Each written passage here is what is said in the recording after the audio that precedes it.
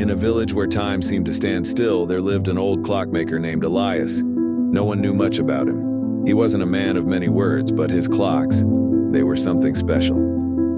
Inside the clockmaker's shop, a young boy, Leon, about 12 years old, watches Elias work, fascinated by the intricate gears and ticking clocks. How do you make them so perfect?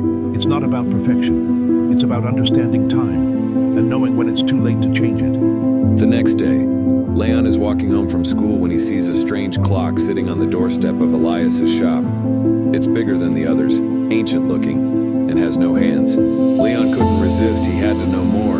There was something about that clock. It didn't belong with the others. It felt out of place. Leon sneaks into the shop that evening and examines the mysterious clock.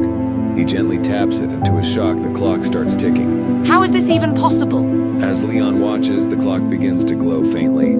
Suddenly, he hears a voice, cold and distant. Time is not what you think it is, Leon. Leon looks around, terrified. The voice continues. The moment you touch this clock, you unlock something dangerous. The clock starts ticking faster and faster, its hands spinning wildly.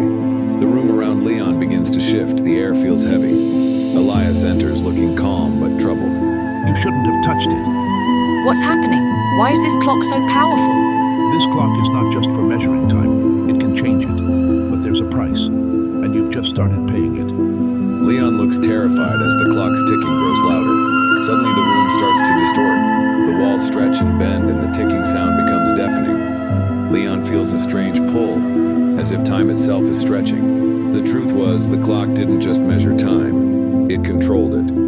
Elias had made it many years ago, but he had locked it away, knowing that time was not meant to be tampered with.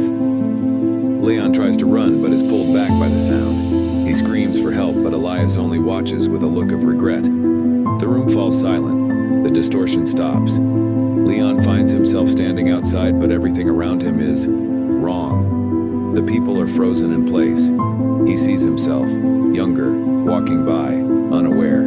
Did I go back in time? Time can be bent, but not without consequence. Now you must choose. Return to your time or live with the choices you've made. Leon stares at the younger version of himself. He wants to warn him, but nothing he says can be heard. He realizes the weight of his actions. He can't undo what he's done. I didn't mean for this to happen. I didn't understand. Elias appears beside him. And now you do. Time is precious because it cannot be controlled.